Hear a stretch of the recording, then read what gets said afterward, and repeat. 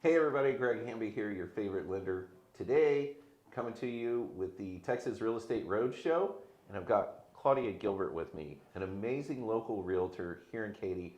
We're going to talk a little bit about the city, the area, the schools, the market, probably interest rates, inflation, family. If you're coming from out of town or out of state or thinking about moving to the Katy area, the Houston area, the Fulshire area, we're going to talk about that. Go ahead and tell us a little bit about yourself. Thank you, Greg, for inviting me to come on here. Sure, welcome. I am Claudia Gilbert. I'm with Veronica Mendoza Realty, LLC, family owned and operated here in Katy. We used to be in the Houston area off of Bel Air and A-Leaf area, so we still serve a lot of clients in the A-Leaf area. But we are expanding out to Katy and Fulshire, Brookshire, all these different cities that are not just Katy. People say, oh, I'm moving to Katy, but there's so much more than just, there's old Katy and new Katy, and there's Brookshire, like I mentioned, and even Sealy, and it's a lot of growth. One of the great subdivisions is coming up at Sunterra. It's in Katy, and Jordan Ranch. It's so many different homes that vary from different price ranges that we can help you to try to get to. Sure. So, yeah. In the other borders, you've got Richmond, right, on the south end, and Cypress on the north. Do you guys do much out there? Oh, yes. I've done everything outside of just Katy, from Tascasita all the way down to League City. I've done everything. I like to try to stay local, but being mostly referral based for our clients, now third generation, we're helping them purchase our homes. We go where they need us to go. So it depends on what city they're in now. We'll help them get there. Yeah. So that third generation, I know a little bit about that story, but anybody watching may not. Excuse me. I know that you kind of grew up in this industry, and now your daughter's in it. So this show's about you, not about your mom. But why don't you? Did it start with her? Well, actually, it started with my grandmother and investing in homes and fixing up. My grandfather helped paint them and sheetrock. So I still know how to paint and caulk and float and everything if necessary.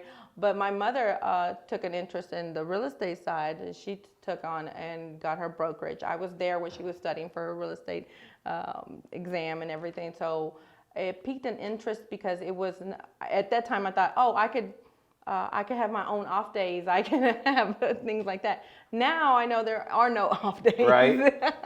But yes, she really ran with it when she got her real estate license. I was actually there when the light came on that's what she wanted to do. She was always a hard worker. She's still is very much so.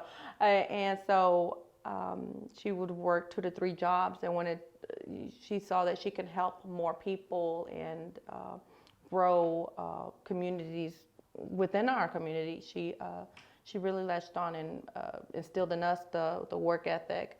Us, my brother, because he's also a realtor as well.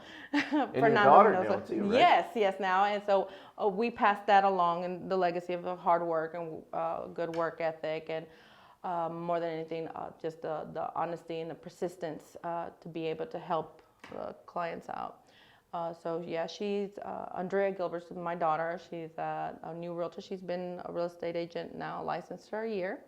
Of course, since they were tall enough to help with the signs and the lock boxes, they were there. So it's still here. Put them to work, keep them at work, right? Yes. That's great though that you get to all work together as a family, and it probably allows, because in our industry everybody is very busy. So if you get to work with your family, you're probably actually seeing more of your family, right? Oh yes. Now on Sundays when we get together, it's every other Sunday. So we have pool day or craft day. We do crafts sometimes too. But whatever time we have together, we kind of turn it into like a little mini meeting, because we'll start discussing our deals or our listings coming up. I'm having this new listing, so we have to know when to stop sometimes. My dad, who's also a realtor at our office, he'll say, okay, time out on that. Too much talk about work? Yeah, that was definitely on Mother's Day though. But I'm sure it's fun. I've been to, family gatherings for Latino families, and they are awesome. Dated several Latino women back in the day, almost married one. And I mean, the community and the family, the tightness is great. Now, my wife is Filipino. There's a lot of Spanish influence there. It's that similar situation. Completely different food, but it's still good. It's all still great. Right? Yeah. So, tell us a little bit about that, because I know you mentioned the community and you're helping the community, and I know you're involved with NAHREP. Yes. I'm a member of NAHREP, but you're on the board. Yes. And I'm sure you work with everybody, but you probably work with a lot of Latinos, right? Oh, yes. 90% of our clients are Spanish-speaking Latinos, Hispanics from different parts of the world, Colombia, Ecuador. My dad is Ecuadorian. My mother's Mexican. I was born and raised here, but the growing up with my grandparents, knowing limited English, it really made me focus on how to help people understand that just because they don't know the language doesn't mean that they're limited on the resources or the ability to purchase and to hand things down to our families and stuff. So it really made me want to search for more connections and how to help the community. So being on the board of the Katy NAHREP, it really helped a lot. And we're trying to go to different states and stuff. We have the conferences in San Diego and in Washington, D.C., to try to learn from other realtors in different states and what the limitations are there and how to overcome them here, and try to help out more local communities and say, hey, this is what's working in this other place for our people to try to advance. Right. So yeah, it's a great organization. So blessed to have been invited initially from Claudia Pastor, our past president, and now our new president, Joanna Valera, and Illich Ramirez, our vice president. So I'm so excited to continue to work with them this year as the education director. Yeah, that's great. It's so important. People should be buying a home at any level. Real estate is a great industry. It's a great investment, whether, and I know a lot of people say, oh, buying a home that you live in is not an investment. Well, it is. And what would you recommend? Leasing and throwing all your money away, paying 100% interest on something you'll never own, you'll never get a tax break for, you can't build equity in, you can't borrow against it to, start a business or buy another property, right? An investment property. And that's why I say real estate, right? Like, seems very life-changing. Very much so. It is the foundation for creating generational wealth. Even if you never buy another house and you just pass that on, at some point you've paid it off. It's of value. It's an appreciating asset, but it's a tax write-off at the same time. It doesn't get a whole lot better. And if it's paid off, and your family can take it at some point.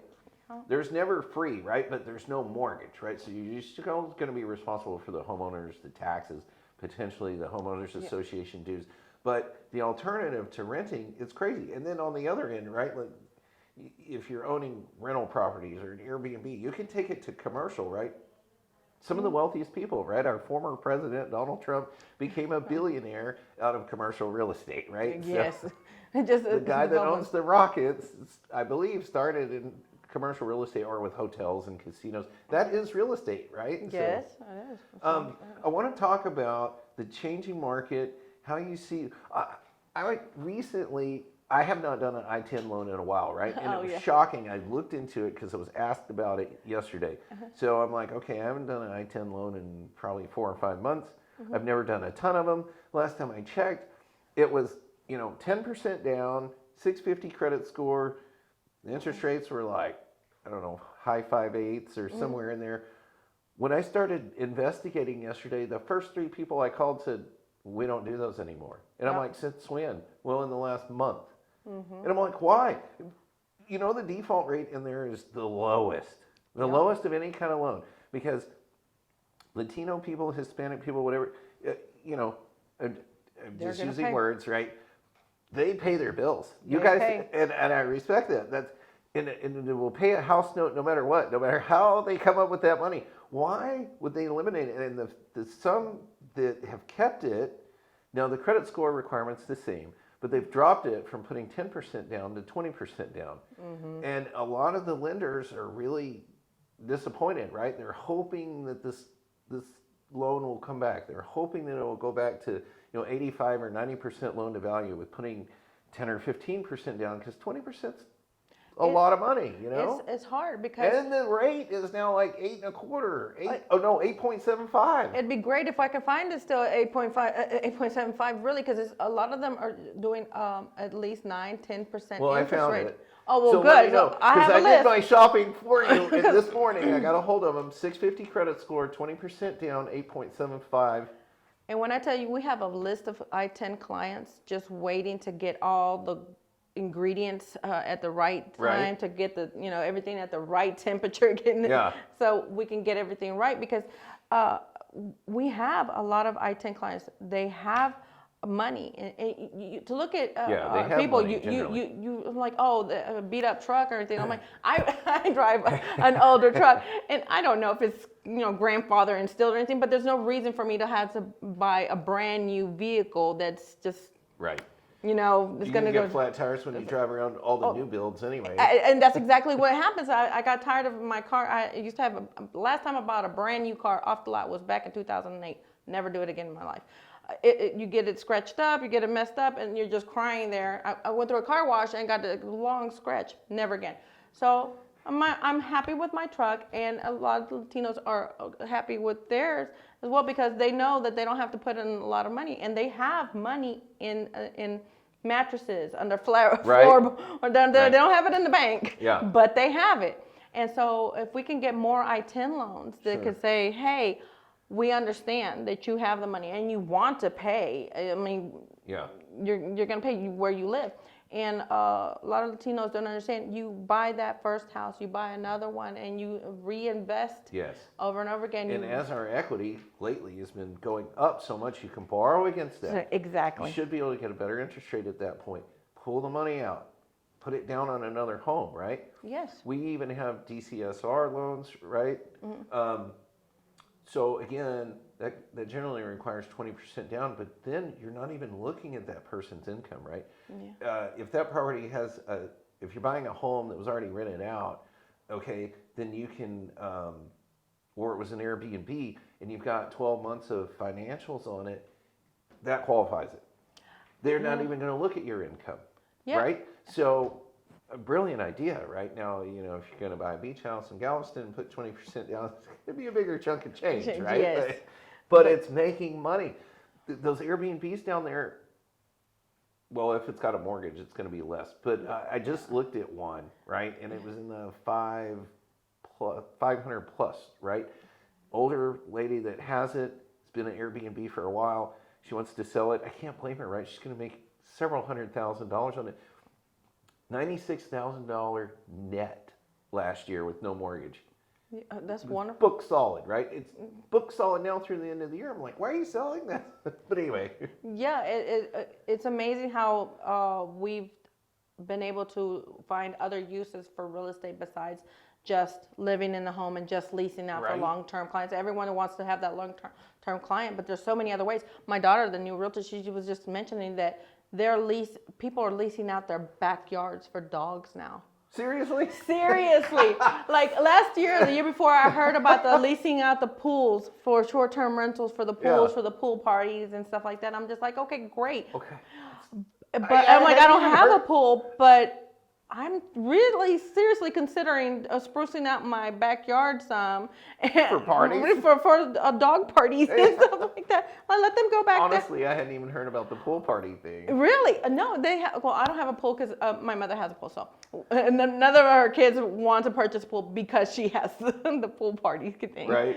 So we go there. But yeah, the yard thing it's so new to me. And so I'm glad that we're finding different ways to have revenues of things, like, because a lot of people. Creativity is wonderful. Yes. I mean, I understand VRBO and Airbnb, and that's, relatively new, but then when people started doing Turo, right, and Yeah. leasing out a car, I'm like, do we not, pre-COVID, I guess. I'm Yeah. like, do we not have enough rental cars? For a while, we didn't, right? Right, yeah, we didn't, and so it was so hard. I'm like, wait a minute, so I can't just go get a rental car right now? I'm like, no, I'm like, so I'm you like, can't we've pick got me up? rental cars and taxis and Uber and Lyft. I'm like, why do we need Turo? Right, so Not but, picking on Turo. Oh, not- yes. I've never used it. It seems like a good concept. If you're making money at it, great. yes, so, but Let's talk about those. So that I-10, right? I had an hour-long conversation this morning before the show, and they have a really good I-10 program, and I'm going to try to work with them and work with Good, I you look forward to get business for that. One thing they said is, so if somebody's 1099 or, on, for whatever, they're a contractor or whatever, or they own a business, right? Either way, we can use bank statements, but they have to be getting direct deposit. So if they don't have it, one thing I was coaching realtors on, and the client, if there is no realtor, is to get them to immediately sign up for direct deposit because they're going to want to see 2 months. see, with what I see a problem with is for self-employed clients with that is, Well, they could use business or personal, but yeah, because it is with the self-employed for direct deposit, it's a little bit harder for them. Yeah. Because a lot of times they don't want to report everything that they're making. I'm right. like, you So have to report that's why it. they're using the the direct deposit and the bank statement, because they're not using tax returns, right? Exactly. Whatever. But and then I have to go back and check if they're W-2. There's something else. I think they want to see. Oh, that's what it was. They want to see the direct deposit because a lot of times, and it makes sense, right? The I-10 number doesn't match what's on the W-2, because to be in the country, you're fine to have an I-10. To get hired, they generally want to see a social security number. Since you don't have one, it's usually fake, right? Yeah. But you can't put a fake social security number on a loan, and it has to jive, or you've committed loan fraud. So they're like, we have ways around that. Yeah. And it's perfectly legal, and it's a great way to buy a home. So we want to utilize that, right? We want to maximize that. Yeah, I remember, oh my gosh, when I first started a licensed client said, okay, bring in all your documents. We're going to make sure that you pre-qualify them for the loan and stuff. This is back in 2003. And he brings me in the Social Security card. And I'm like, I'm looking at this. I'm like, this does not look like my Social Security card. I'm like, this is not your Social Security card. He's like, yes, it's mine. I went and bought it at the flea market. Sorry. I was just That's not how it works. I was like, how much did you pay for this? And at the time, it was like $500 or so. Back in 2003, that's a good, I mean, still a good chunk today, but still. And I was just like, okay, how do I help you with this? I'm like, okay, we can't use this. Let me, we're gonna get you ready, but we don't use this anymore. Yeah, don't use that. No.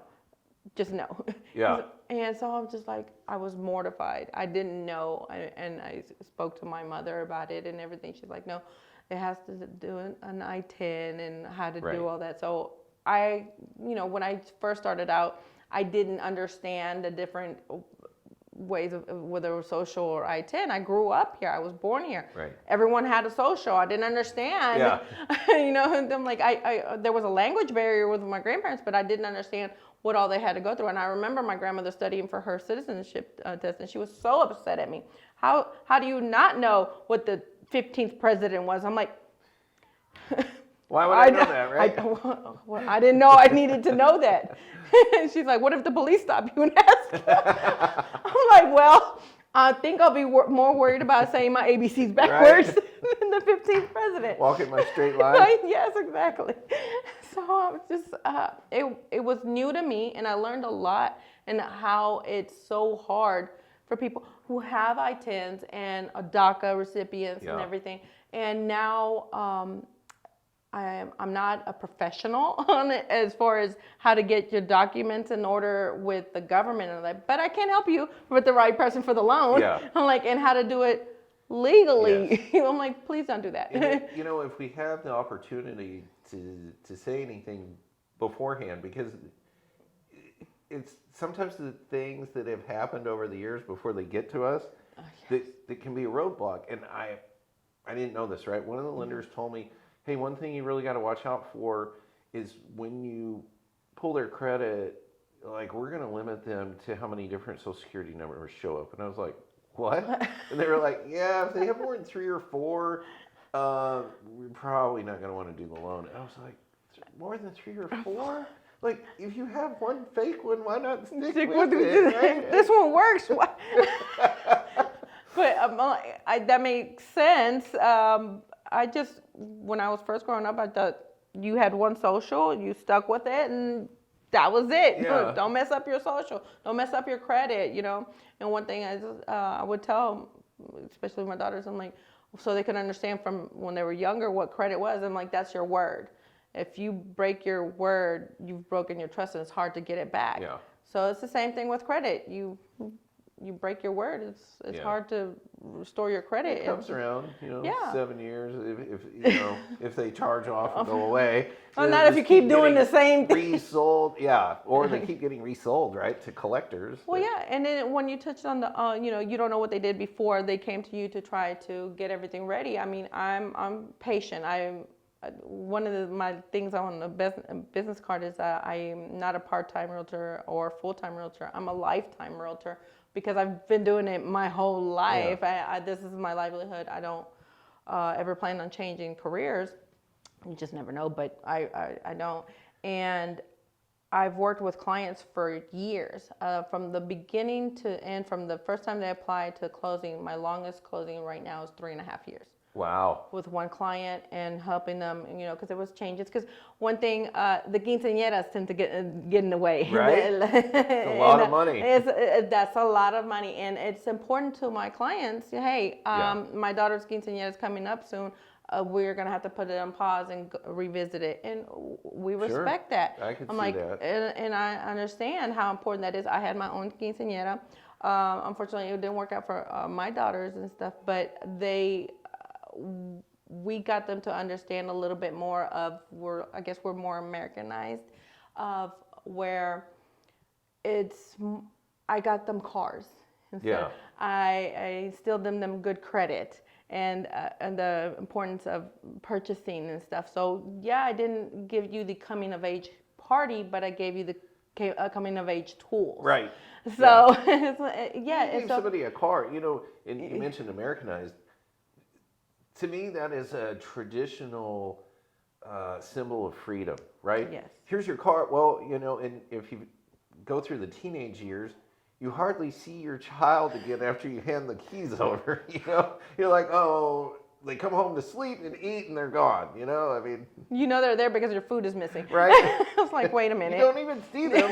They come home and eat and go straight to bed, and you're like, wow, where are they? Like, I heard the car come in. But not them. So yeah, I that was me too when I became a teenager, and oh my gosh, I'm sorry, Mom. That's all I can say. Me too. I'm so sorry. I did it too. Yeah, I'm so sorry. I have it on tape. Graves can send it to us. I'm so sorry. That's all I can say. I'm glad there was not social media back there. I'm like, oh my gosh. So, but it is, we didn't let go of our roots. We didn't cut them off or anything. And we pass that on with our clients. I'm like, okay, we know that it's important to you, and this is how to prepare for that and not jeopardize your ability to purchase the home. Right. So you budget. And a lot of people get stuck in, well, I'm buying a house, so I can't do this anymore. You can't. Well, first of all, we want you to be able to live your life, okay? And know what your priorities are. So if you're not willing to give up, your monthly out-of-town cruises or trips, thank you, trips, then you may not need a big house as you want, because you're not going to be there. Yeah. So search for what you're gonna be able to live with. So you talk to people a lot and kind of coach them about their budget, right? Yes. You know, because I don't know that a lot of realtors do. I think, well, good realtors do, but in every market's a little bit different. Every community is a little bit different, but yeah, and you know, some people, right? We deal with they can buy a big house and still do whatever, right? They fly anywhere, anytime, you know. And, that would be nice. But anyway, Dubai for the weekend. right. Most of us have limits, right? And so I assume, I mean, do you bring that up? Or do you just kind of see their lifestyle and say, hey, have you thought about these things? And how much money do you need? I'm curious how that conversation goes. Is that kind of, is that kind of an initial? Yeah, I like to personally visit with clients about a good hour and a half, hour, however, 2 hours really sometimes, to get along with the client, to see how we're going to work well, to get to know what's important to them. It's not just about the budget or it's the timeline as well. Right. Because if you only have 2 months to get approved, find the home and everything else, there's not too much of it's an urgency. It's because something tragic has happened or something. There's always a story behind it. So you want to know what their story is to see how it can best fit. So you don't have too much time. So you have to really pinpoint what it is, what their needs are. Right. You can't just ask them a series of questions. Oh, here's the 20 questions. Right. Let's see, you have a full-on conversation, just how we're having. Sometimes a 2-minute call can save a lot of time. Sure. Just trying to get to know, what they are. Because, to be honest, I'm not trying to be ageist or anything, but if a 70-year-old person comes to me and they're walking slow and says, I'm trying to purchase a home, I'm going to ask, how comfortable are you with a 2-story home? Things that they haven't even thought of. Right.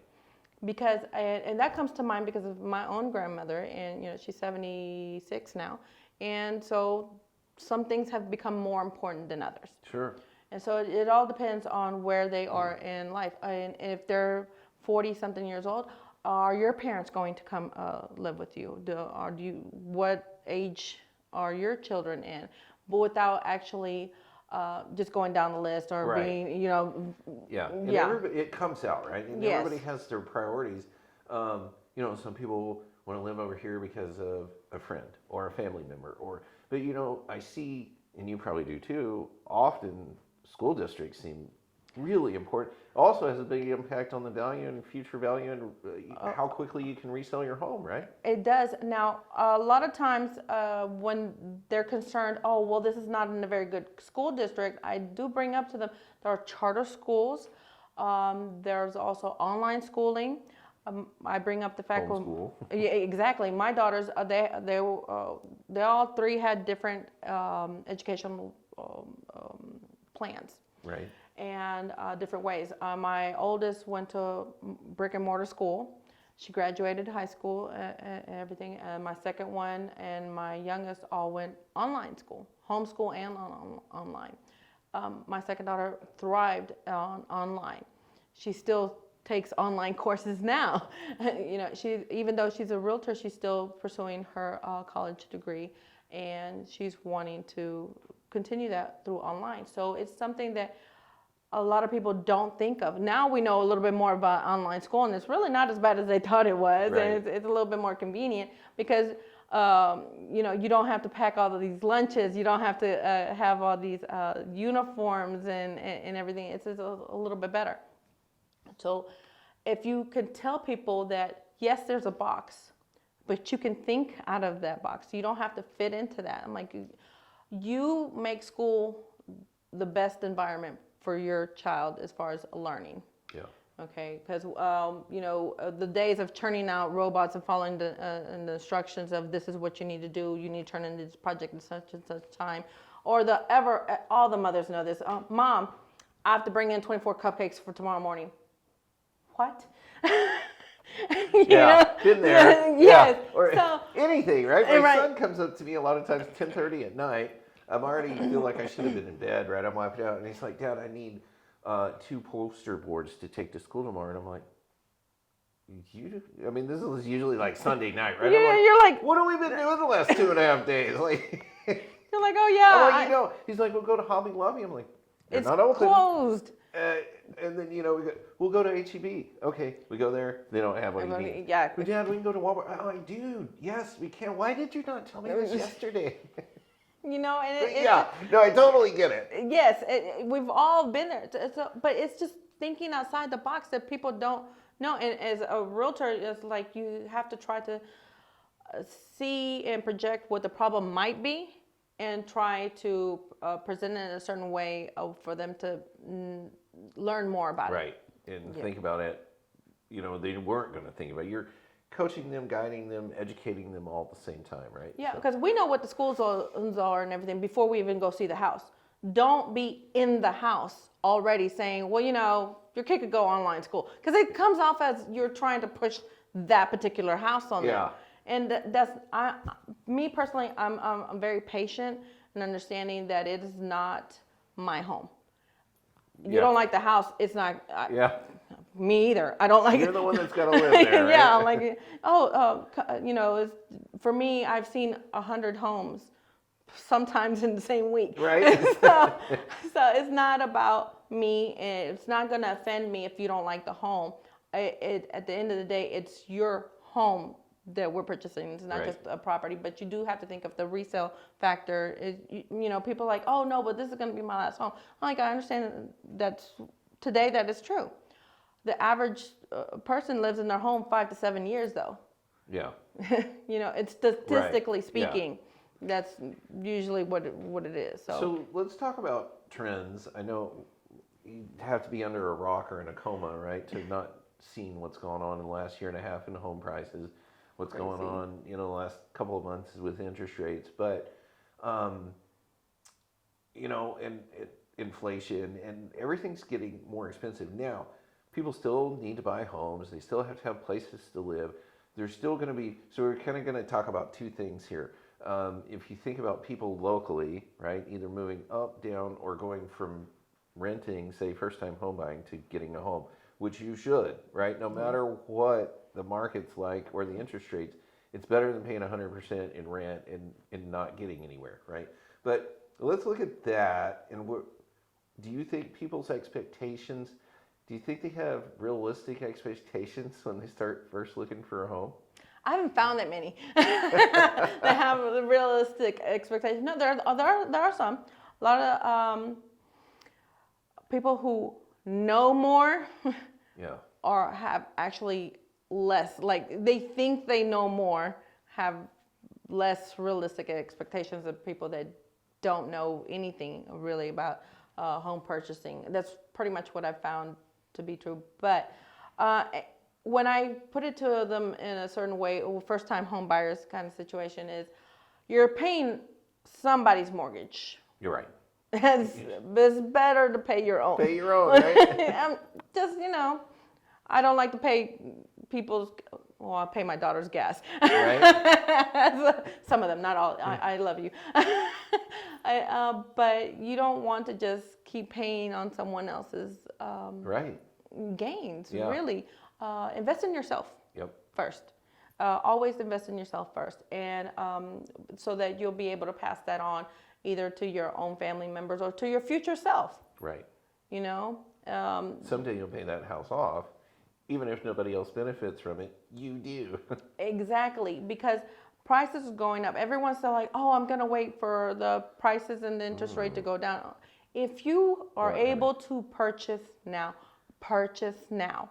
The same reason when I say when we're in closing and we're having the ability to close earlier, let's close earlier, because anything that can go wrong tends to go wrong. Right. So family members get sick, jobs are lost, pandemics happen. I'm like, who was ready for that one?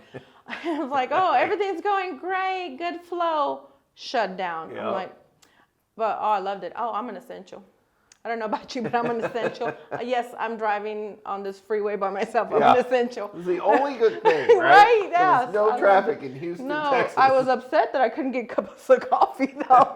Yeah, you couldn't get anything you wanted. Yeah, you couldn't go to the store or anything, but you could be out there. I'm like, And great. gas was still really cheap. Oh God, I found an old picture of my gas, and it's just like half of the price I filled it. Yeah. I'm like, wow, I really missed that.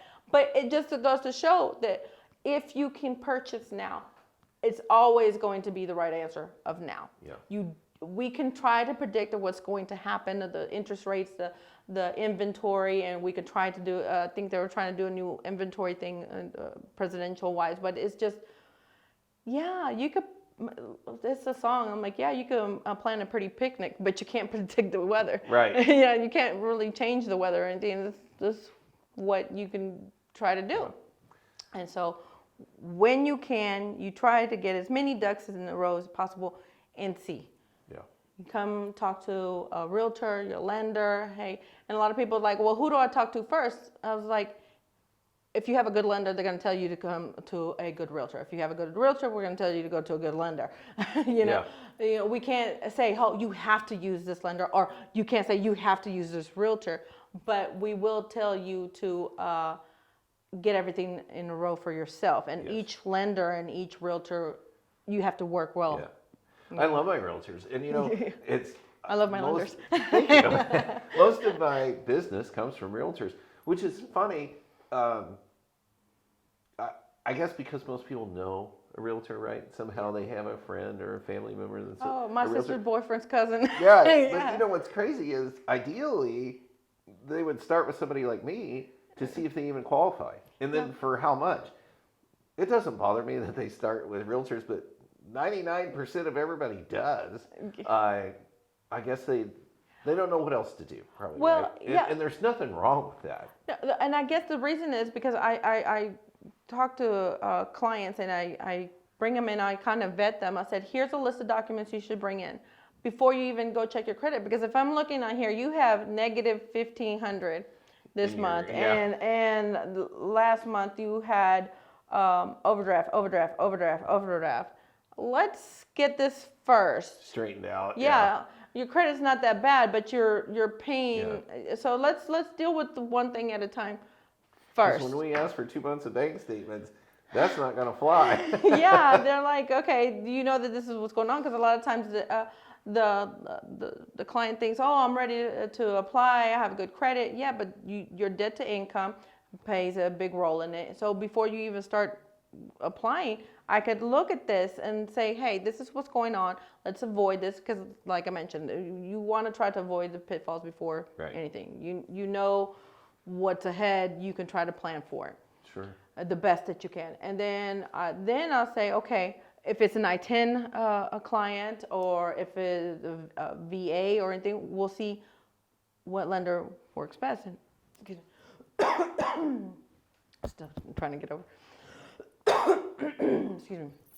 Again, so it's important to meet with somebody who has enough transactions to be able to guide you. It's not always about how many years a person's been a realtor or anything. It's how many transactions, how much exposure, who they know, and how to prepare the client to really get them ready. Excuse me. So when you've been around a long time, you know, and not just know, but have a good working relationship with a lot of other realtors. We were talking about how important that is and how it often plays a big role in whether or not your contract gets accepted, right? Because they know Claudia, and Claudia's going to bring me somebody who's qualified and not, you know, well, it might go through, you know, she's bringing a solid offer, she's experienced, she's good to work with, we like Claudia. Therefore, Claudia's client has a better chance of getting their offer accepted, right? Oh, yes. And when realtors, we start to recognize each other. And that's one thing with newer realtors. As an education director, I try to get with newer realtors and explain to them, we're going to be in the business for a while. So try to play nice. And so do you work with a lot of people coming in from out of town and out of state? I know this is a yes. shocking number, right? But just from, I know a lot of people coming from New Jersey and all different states, right? But just California alone, my understanding is that the Houston area has had an influx of over 200,000 Californians. Now, probably some of those have come your way, right? Yes, a lot of Californians. Actually, Florida. I have 2 calls just today from people from Florida. I have worked with a lot of clients that come from out of state, from Boston, from everywhere. But California is. I had the pleasure of going out to California myself, and I get it why they, because I couldn't understand why there's no rain there. I couldn't wrap my head around them. Like, okay, all these open doors, malls and stuff, and I'm like, okay, but what do you do when it rains? They're like, it doesn't rain. I'm like, okay, but what do you do when it rains? So I'm like, okay. So here, it's the prices there compared to here Are crazy, right? it's crazy. They're like, wait, I can only. This is it? That's all I have to pay? I'm like, yes, this is all you have to pay. But for us, we all feel like they're driving our prices up. I mean, We're yeah. like, come on, stop it. People are saying, don't California my Texas, we're full. Don't come here kind of thing. But no, we have a lot of open spaces here in Texas, and that's what we're accustomed to. Yeah. The big lots, the big driveways, because we have big trucks. Yep. So, Great schools. yes, and it's Not just Katy and yes, Cypress. I mean, Houston area, the Woodlands. There's Oh, so so many many. great school districts, right? Yes, but there's also so many different choices Yeah. of the Cost those- of living, jobs. I mean, we could go on and I don't know about you. I love living here. I Oh, don't want yeah. to leave. I love it. I've lived all over the state. It's my favorite place. Most friendliest people, best food, like the weather. We're close to the coast. I could go on and on. Yeah, I'm born and raised. I was literally born on Westheimer, on the hospital on Westheimer, and I've lived most of my life off either one end of Westheimer or the other. It's like not really too far off Westheimer. And so it's just H-Town for life kind Yeah. of thing. And so born and raised, it gives you, for me, it's an understanding of the diversity Yeah. of everywhere. Because the A-Leaf section, just going down Westheimer, there's so many different communities. I mean, the International District is A-Leaf. Yes. So it's wonderful there because you could get anything to eat. I'm like, you in the same little plaza, the taqueria, some fresh naan, Right? you know, it's just like the spring rolls. Oh my God, Yeah. and the pho. There's so many pho Yes. places. And I'm loving that in Katy we're having more diversity And as the well. fusion, you know, Oh, just like yes. the Asian crawfish fusion, right? Oh, yeah. Amazing. Oh, my And some of gosh. the Asian Mexican food. I mean, you Oh, see yeah. everything. Right here in on Spring Green, Caju. I love this place. You have to try it out. Caju, if you want crawfish. Okay. Yes, and they have the different. Spring Green and what? Do you do? Oh, before the West Park Toll Road. Okay. Okay. Like Yeah. between Fry and the West Park Toll Okay. Road, right there. That's on the right hand side. Oh, I know exactly where you're talking Vince, about. give me a discount. There's a But lot of great locally owned restaurants Oh, and coffee yeah. shops. It's just like Dolcetto. We're Oh my! I love their coffee. I'm addicted. They have the flights now. Yes. I still haven't tried the flights, but because I'm still trying all their huge lattes and stuff like. I Have love you the tried design. the Mayan mocha? Oh, I love the mine. That was the first one I tried. It's good for if Your you're not throat- feeling yeah, good. It's still good for your throat. You so- should go there today. I'm definitely would. Yeah. It's about coffee time. It's always coffee time. Say hi to Oscar for me. I will. Yeah, Oscar's great. Santiago's is a good place. Like Yes. if you're not gonna have coffee, if you want to have drinks Yeah. and bites, because there's Yeah. the lower floor you could go in there for the lunches and the dinners, and the second floor for the parties and the weekends and stuff. So And NAHREP mixers. and NAHREP mixers, yes. That was our little after party kind of gathering Yeah. there. Anyway, he's nice. The owners are great. It's always a nice time. It's not too laid back, but it's not too Yeah. formal either. So it's a nice place to go. So I'm curious, what do you say to people coming from out of state? And do you get calls while they're still there before they come? Oh, yes, Yeah. definitely. And what we're having to do too is get an increase on the rentals that are 6 months or less or furnished or anything. There's a real need for that. So if you're an investor or stuff like that, it'd be a good time, reach out to one of us and try to get property going for that, because we have a lot of clients that need a place to stay for 3-6 months while they're purchasing the new home, Right. because they're having it built. And there was a backlog and everything. Or, a really good idea is to lease for, say, 6 months, right? And take a few months to get to know the city, because you might think, oh, I want to live over here. Well, maybe you've seen it online and maybe you flew in, but until you've lived here, you might be like, oh wow, yeah. why didn't I buy a house over here? Here, right? Exactly, because it looks good, the videos and the photos and everything. But what you don't see is how far it is from the stores, Right. And things like, they're still developing, and there's. Do you want to be around that? We speak in time, right? Yes.